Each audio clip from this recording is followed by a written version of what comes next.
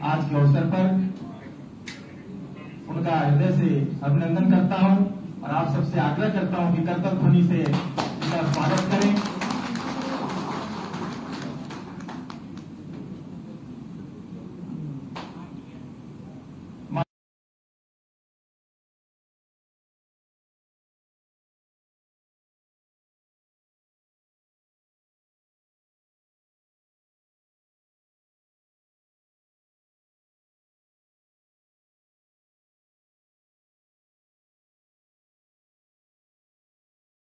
माननीय मोहन जी लंबे समय से संघ परिवार के संगठनों से जुड़े रहे। विद्यार्थी जीवन में आपने विद्यार्थी परिषद के कार्यकर्ता के रूप में और एक संगठन मंत्री के रूप में आपने विद्यार्थी जीवन में समाज जीवन में युवाओं का मार्गदर्शन किया। आपने भारतीय जनता पार्टी की सदस्यता ग्रहण करने के बाद आप विधायक बने। आप मध्य प्रदेश शासन में मंत्री रहे और आज मध्य प्रदेश के मुख्यमंत्री के रूप में जनता की सेवा कर रहे हैं। सौभाग्य है कि इस चुनाव के कार्यक्रम में आज आपका आगमन भगवान बिरसा मुंडा जी झारखंड में हुआ है और हम सबका सौभाग्य मिला है कि आज आपका अभिनंदन हम सब यहाँ कर रहे हैं। मैं मंच पर आपका पुनः अभिनंदन और स्वागत करता हूँ। मंच पर हम सबके बीच में पार्टी के माननीय प्रदेश अध्यक्ष, इस राज्य के प्रथम मुख्यमंत्री रहे, हम सबके मार्गदर्शक नेता श्रीमान बाबूलाल मरांडी जी मंच पर विराजमान हैं। मैं उनका भी स्वागत करता हूँ। मंच पर पार्टी के वरिष्ठ नेता, राज्य के नेता प्रतिपक्ष और हम सबके मार्गदर्शक श्रीमान अमर कुमार बावरी जी मंच पर विराजमान हैं। मैं उनका भी स्वागत करता हूं, अभिनंदन करता हूं। साथ ही साथ पिछड़ा वर्ग मोर्चा जो है पार्टी का, उसके सम्मानित नेतागण मंच पर विराजमान है। हमारे बीच कोडरमा की विधायक और इस राज्य की मंत्री रही अपने डॉक्टर नीरा यादव भी मंच पर विराजमान है। मैं उनका भी स्वागत करता हूं। अपने ओबीसी मोर्चा के राष्ट्रीय पदाधिकारी श्रीमान बजरंगी यादव भी उपस्थित है। मैं उनका भी स्वागत करता हूं। श्रीमती शोभा यादव जी प्रदेश की वरिष्ठ नेता, प्रदेश कार्य समिति के सदस्य मंच पर विराजमान है, उनका भी स्वागत करता हूं। हमारे अमरदीप यादव जी जो ओबीसी मोर्चा के प्रदेश के दूसरी बार अध्यक्ष बने हैं, ऐसे कार्यकर्ता श्री अमरदीप यादव जी का अभिनंदन करता हूं और मैं अमरदीप जी से आग्रह करता हूं कि इस अभिनंदन कार्यक्रम के संचालन के लिए आप आए और अभिनंदन कार्यक्रम के बाद माननीय मुख्यमंत्री मध्य प्रदेश, जैसा कि आप सबको बताया गया है कि प्रेस से बात करेंगे। अभिनंदन कार्यक्रम के बाद हम उनका प्रेस का स्टेटमेंट सुनेंगे। मैं अमरदीप जी से आग्रह करता हूं कि आप मंच का संचालन करें।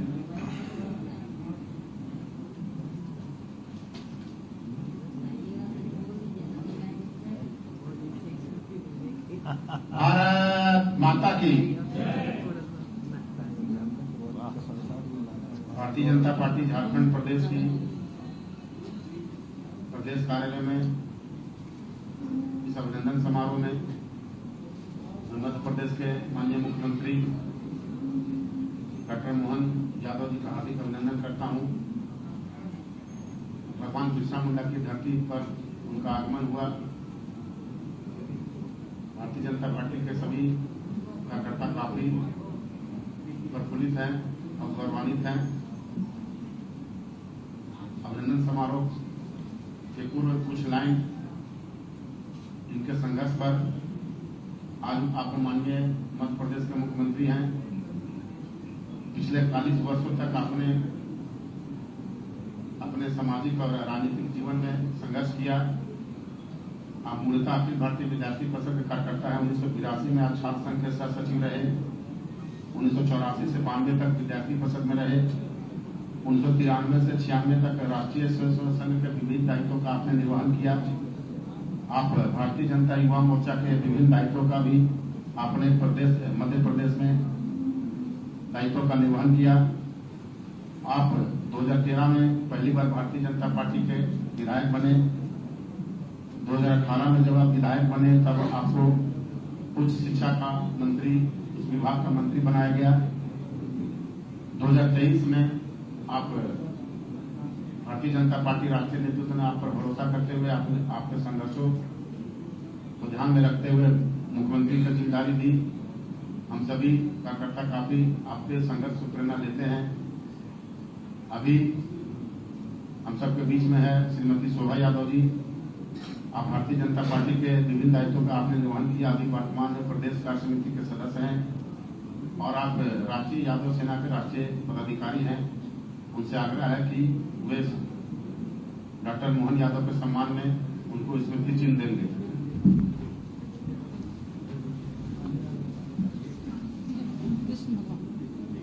मैं माननीय बाबुल मांडी जो भारतीय जनता पार्टी के माननीय प्रदेश अध्यक्ष हैं, उनके हाथों से स्मृति चिन्ह के रूप में भगवान बिरसा मुंडा की प्रतिमा स्मृति स्वरूप स्वागत के लिए भेंट करना आग्रह करता हूं।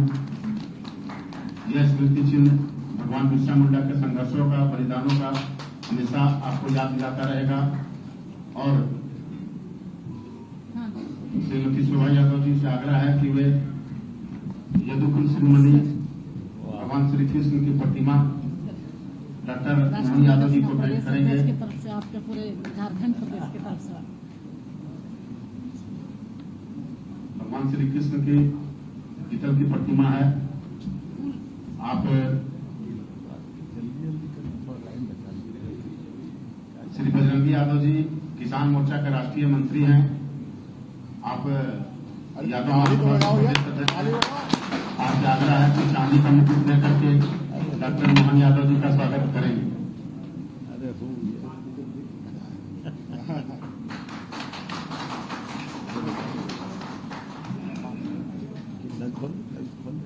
नेता प्रतिपक्ष श्री अमर कुमार बावरी जी से आग्रह है कि अंग वस्त्र देकर के डॉक्टर मोहन यादव जी का स्वागत अभिनंदन करेंगे।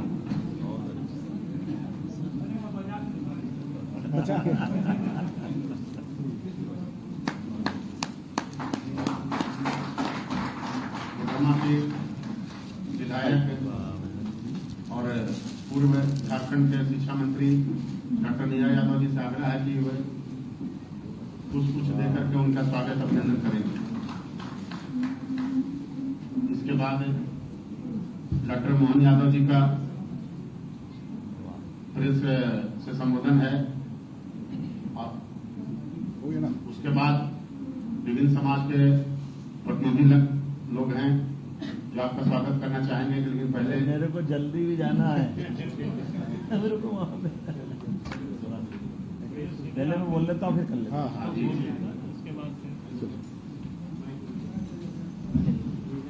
इससे लेना उससे बोलना नहीं, यहीं से बोल नहीं वहाँ से बोलते, लेकिन यहाँ प्रेस वाला यहीं से बोल दीजिए। प्रेस भी हो जाएगा इसमें प्रेस भी हो जाएगा। इससे होता नहीं, प्रेस हो जाएगा।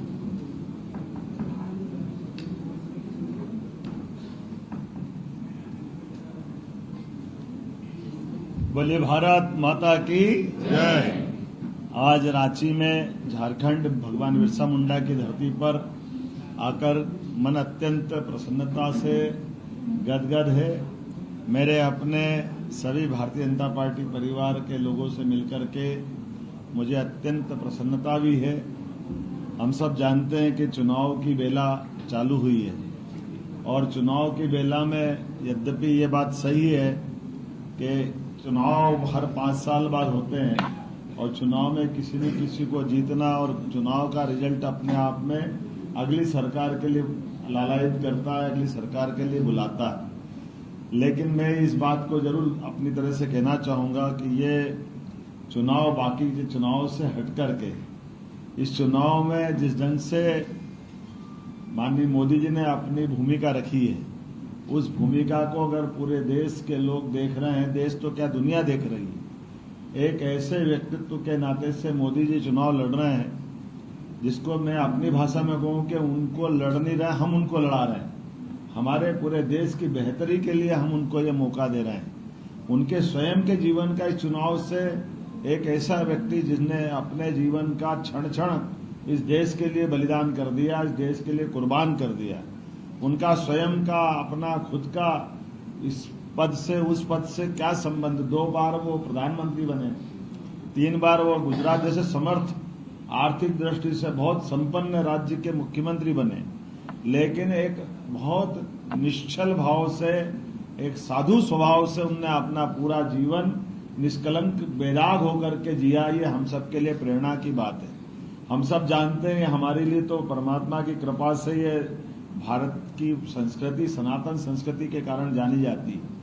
इसलिए जीवन के ऐसे कई उदाहरण हमारे भगवान राम के, भगवान कृष्ण के, उनके काल से भरे पड़े, जिसके कारण से भारत का नाम दुनिया में एक अलग प्रकार से जाना जाता है।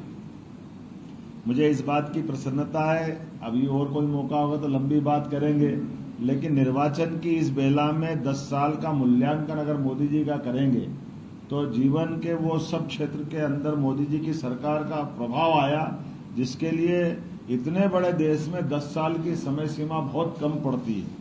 लेकिन बहुत जल्दी हम इस बात को देख लेंगे कि 10 साल के अंदर 70 साल की समस्याओं का समाधान करके निकाल देना और पूरे देश को एकजुटता के साथ साथ में रखना, ये अकेला कोई एक प्रधानमंत्री कर सकते हैं, वो श्रीमान यशस्वी नरेंद्र मोदी जी, जिनके कारण से आज हमारे ऐसे उलझे सुलझे प्रश्नों के उत्तर निकल करके आए जिनके लिए कोई और सरकार होती तो उसको युगों लग जाते। मैं अपने कई कुछ उदाहरण देना चाहूंगा। जैसे नई शिक्षा नीति लेकर के आए, यद्यपि शिक्षा नीति इसके पहले 2 बार हो रही, एक बार दोनों संयोग ऐसे रहे कि जिन बार शिक्षा नीति आई, लेकिन शिक्षा नीति में लॉर्ड मेकाले की शिक्षा नीति को बार बार रिपीट करने का प्रयास किया, लेकिन आमूल चूल परिवर्तन करते हुए शिक्षा से रोजगार का संबंध और शिक्षा से व्यक्ति के व्यक्तित्व निर्माण का संबंध, ये दोनों दृष्टिकोण से देखें, लेकिन उसकी सनातन से रास्ते के साथ जड़े जुड़ने का काम भी किया। मुझे इस बात की प्रसन्नता है कि शिक्षा नीति भारत सरकार की लागू हुई 2020 में और सबसे पहले लागू की हमारे अपने प्रदेश में जब मैं स्वयं शिक्षा मंत्री था। हमने अपनी शिक्षा मंत्री से जैसे अंग्रेजों के समय से लगा करके कांग्रेस के समय तक, कितना दुर्भाग्य की बात कहेंगे कि हमारे अपनी वर्णाक्षर या हमारी अपनी पाठ्यक्रम के अंदर सनातन धर्म की संस्कृति को लेकर के ऐसे कई उदाहरण थे जिन उदाहरण पे हमको गर्व हो सकता था, लेकिन उन सारी चीजों को मिटाने का कांग्रेस के शासनकाल में प्रयास किया। कांग्रेस खुद भूल गई कि उनके पुराने राष्ट्रीय अध्यक्ष पंडित मदन मोहन मालवीय जिनने खुद ने हिंदू विश्वविद्यालय की स्थापना की थी, बनारस हिंदू विश्वविद्यालय की स्थापना करने वाली कांग्रेस, बाल गंगाधर तिलक के नाम से सब जानते हैं, गणेशोत्सव की शुरुआत हुई थी, लेकिन कांग्रेस ने वोट बैंक के आधार पर अपने आप को केवल एक चश्मे से देखना चालू किया और हिंदुओं का लगातार अपमान किया गया। मुझे इस बात को कहने में कोई गुरेज नहीं है कि हमारे मोदी जी ने 2 टेन्योर में एक बार जो वोट लिया, मैं थोड़ा बताना चाहूंगा। पहला वोट लिया देश की सुरक्षा के लिए, सुशासन के लिए, अलग अलग प्रकार की फैली अव्यवस्थाओं को दूर करने के लिए, और हम सब जानते हैं सर्जिकल स्ट्राइक हो, एयर स्ट्राइक हो, सभी प्रकार से जो उनने शासन के प्रबंध हाथ में लिए कि पाकिस्तान के आतंकवादी देश के अंदर आना बंद हो गए। हम सबकी जानकारी में है कि 2014 से 19 के बीच का टेन्योर के बाद से आज पूरे देश के अंदर एक भी घटना आतंकवादी नहीं हो रही, जिसका कारण सबसे बड़ा कोई है तो नरेंद्र मोदी। धारा 370 से लगा करके राम मंदिर का उलझा मामला भी, आप बताइए केवल 5 साल के अंदर 70 साल से जो मामला उलझा हुआ था, क्योंकि कोर्ट कचहरी में बार बार सरकार अड़ंगे लगाती थी। ये कांग्रेस की सरकार थी जो भगवान के जन्म के प्रमाण मांगती थी, लेकिन आर्कियोलॉजी की सारी रिपोर्ट प्रस्तुत होने के बाद सुप्रीम कोर्ट ने दूध का दूध पानी का पानी कर दिया, और कहने वाले कहेंगे कि भाई तो सुप्रीम कोर्ट ने फैसला किया, सरकार ने क्या किया, लेकिन ये भूल जाते हैं कि सुप्रीम कोर्ट ने तो 3 तलाक के मामले में भी राजीव गांधी के समय फैसला कर दिया था, लेकिन राजीव गांधी के समय फैसला किए हुए को सुप्रीम कोर्ट के निर्णय को लागू करने में यहाँ नीचे सरकार में दम नहीं था, और जान करके केवल मुस्लिम तुष्टिकरण के कारण से 3 तलाक के फैसले को बदल करके और सांप्रदायिक दृष्टि से देखते हुए बहनों को नर्क की जिंदगी में डाला है। मुझे खुशी है कि माननीय प्रधानमंत्री ने दूसरी बार जब सरकार बनाई तो न केवल 3 तलाक को दमदारी से सामने लगवाया, बल्कि धारा 370 जैसे उलझे हुए प्रश्न पर, जिसमें 40,000 से ज्यादा लोगों के हत्याएं हो चुकी और कश्मीर के माध्यम से पूरा अपना देश अशांत रहता था। आज की स्थिति में वही याद करें, उस समय जब कांग्रेस ने कहा खून की नदियां बह जाएगी, प्रदेश में आग लग जाएगी, देश में आग लग जाएगी, कहीं कुछ नहीं हुआ।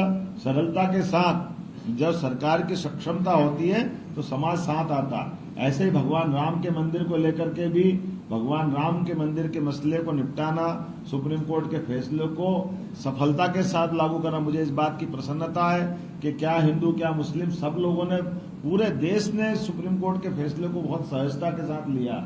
और इसमें सरकार की भूमिका थी, क्योंकि सरकार ये निर्णय को लागू कराने का दम रखती है। और हमने सबने देखा कि सरकार ने उस निर्णय का लागू कराते हुए न केवल भूमि पूजन कराया, बल्कि भूमि पूजन के बाद मंदिर का लोकार्पण भी कराया। लेकिन दुर्भाग्य के साथ कहना पड़ रहा है कि कांग्रेस ने हर बार उस बात का मजाक उड़ाया और हिंदुओं की भावनाओं के साथ कुठाराघात किया। और तो और भगवान राम के मंदिर के निर्माण को भी ठुकरा करके पराकाष्ठा कर दी कांग्रेस ने कि वो अपने भगवान राम के मामले में, हिंदुओं की भावनाओं के मामले में जरा भी नहीं सोचती। कोविड के खराब समय में भी जब टीके लगा गए तो ताली बजाने वाले और पता नहीं क्या क्या बोला गया। लेकिन मुझे इस बात की प्रसन्नता है, कोई एक मसला बताऊं, इतने सारे मसले, इतने सारे मुद्दे माननीय मोदी जी के नेतृत्व में हल हुए हैं कि आज पूरे देश की धाक दुनिया में कहां से कहां पहुंच गई। 11वां नंबर की अर्थव्यवस्था से उठा करके 5वें नंबर की अर्थव्यवस्था में भारत आज आके खड़ा हुआ है। और जिस धरती पे मैं हूं, बिरसा मुंडा के जन्मस्थल पे कोई गया प्रधानमंत्री आज तक? पहली बार यशस्वी प्रधानमंत्री बिरसा मुंडा की धरती पे गए। और झारखंड तो वो धरती है जहाँ स्वर्गीय लालकृष्ण हमारे अटल बिहारी वाजपेयी जी ने इस राज्य को बनाने में बड़ी भूमिका अदा की थी। अदरवाइज यहाँ इस राज्य से जुड़े हुए पूर्व मुख्यमंत्री कहते थे कि ये असंभव है, ये हो नहीं सकता है। लेकिन झारखंड राज्य बना, झारखंड के बाद बिरसा मुंडा की और देश का पहली बार आदिवासी अंचल का व्यक्ति को राष्ट्रपति बना करके। और मेरे जैसे व्यक्ति, ऐसे कई लोग जिनके परिवार में कोई मंत्री नहीं, कोई विधायक नहीं, सांसद नहीं है, लेकिन मेरे जैसे व्यक्ति को भी एक इतने बड़े प्रदेश का मुखिया बना करके, मुख्यमंत्री बना करके संदेश दिया है कि हमारे यदुवंशी या कोई भी समाज जो जहां है, भारतीय जनता पार्टी सबका साथ सबका विकास खाली बोलती नहीं है, करके दिखा देती है। और इसी आधार पर देश में प्रयास के साथ विश्वास अर्जित करती है। लोकतंत्र की सच्चे अर्थों में जो 5 हमारी मूल अवधारणा है, उनको स्थापित करने का भाजपा अपना सदैव प्रयास करती है। और इसी के कारण से पूरा देश मोदीमय हुआ है। आज की स्थिति में हमारा क्या मध्य प्रदेश, क्या राजस्थान, क्या झारखंड, क्या बिहार, और एक तरफ माननीय मोदी जी है जो परिवारवाद की राजनीति के खिलाफ लड़ रहे हैं। और परिवारवाद की राजनीति के खिलाफ भाजपा ने राष्ट्रवादी विचार को सामने रखा है। वो सच्चे अर्थों में यही कारण है कि राष्ट्रपति से लेकर के सभी पदों पर सभी समाजों के लोगों को मौका मिल रहा है। और जैसे ही मौका मिलने लगा तो जिनके परिवार की सत्ता चलती थी उनके नीचे से जमीन खसक गई। जैसे मोदी जी ने कहा था कि न खाऊंगा न खाने दूंगा, जो बोला वो करके दिखा दिया। झारखंड से लेके कई प्रमाण है आज आपके सामने कि कोई भी पद पे बैठा व्यक्ति हो, अगर गलत काम करेगा तो उसको बर्दाश्त नहीं किया जाएगा और कोर्ट अपना काम करती है। लेकिन दुर्भाग्य के साथ नेता, मंत्री, मुख्यमंत्री, अलग अलग दायित्ववान लोग खुद बेईमानी करते हैं और कोर्ट कचहरी का मसला आता है तो केंद्र सरकार के सिर पे ठीकरा फोड़कर निकलना चाहते हैं। लेकिन ये मोदी जी की सरकार है, निष्कलंक सरकार है, बेदाग सरकार है, लेकिन सुशासन स्थापित करने वाली सरकार है। गरीबों के हक का कोई डाका डाले और सरकार चुपचाप बैठे, संभव नहीं है। मैं आज आपके माध्यम से अपील करना चाहता हूं, चुनाव की बेला में मैं जब यहाँ झारखंड में बैठ करके बात कर रहा हूं तो आप तो दूध का दूध पानी करने के लिए निश्चित रूप से चुनाव से बढ़कर कुछ नहीं है। अभी 2 चरणों के चुनाव जहाँ हुए हैं, निश्चित रूप से भाजपा के लिए प्रचंड बहुमत मिलने की संभावना है। और बाकी के सभी चरण में भाजपा के साथ सब जुड़े, इसी बात की अपील करने में आया था। चतरा जैसी लोकसभा में होकर के आया हूँ जहाँ पहली बार स्थानीय कैंडिडेट को मौका दिया। ये उसी प्रकार से है जैसे हमारे मध्य प्रदेश के अंदर भी छिंदवाड़ा ऐसा स्थान है जहाँ आजादी के बाद से आज तक कभी मौका ही नहीं मिला था, लेकिन पहली बार मौका मिला। और कांग्रेस के नेता हुआ 1977 से 8 बार खुद कमलनाथ जी बने, 9वीं बार उनकी पत्नी को बना दिया, 10वीं बार बेटे को बना दिया, 11वीं बार फिर बेटे को लिया है। हमने इसी बात की लड़ाई लड़ी कि ये जो परिवारवाद इसी को कहते हैं, लोकल नेतृत्व डेवलप नहीं होने दोगे तो बात नहीं चलेगी। मुझे इतनी बात कहना थी कि आज के इस अवसर पर मैं आप सबका अभिनंदन करता हूं। हमारे अपने आराध्य भगवान कृष्ण के मसले को भी, जैसे बाबा महाकाल का महालोक का आनंद आ गया, हमारे अपने बनारस का आनंद आया, अयोध्या का आनंद आया। उम्मीद करते हैं अपनी सरकार के माध्यम से न्यायालय जल्दी निराकरण करेगी तो जमुना जी का कृष्ण भगवान भी मुस्कुराएंगे। हम सब उम्मीद करते हैं। अब अगला हमारा जो वोट उनके लिए पड़ेगा। मेरी अपनी बात समाप्त होती। बहुत बहुत धन्यवाद।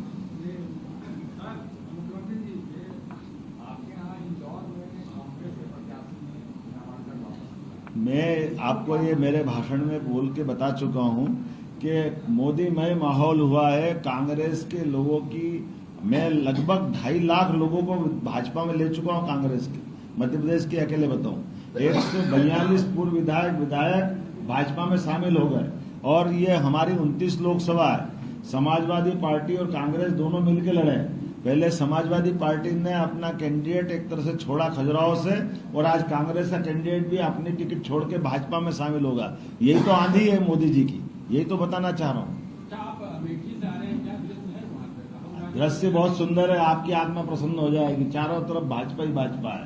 हमारा जबरदस्त प्रत्याशी है और उनका जबरदस्ती का कोई मिल ही नहीं रहा है। मैंने क्या जबरदस्ती के हैं, वो कहाँ कर रहे हैं। कांग्रेस लाके पकड़ना चाहती, मिल नहीं रहा उनको। बहुत बहुत धन्यवाद। मुझे इंदौर निकलना है।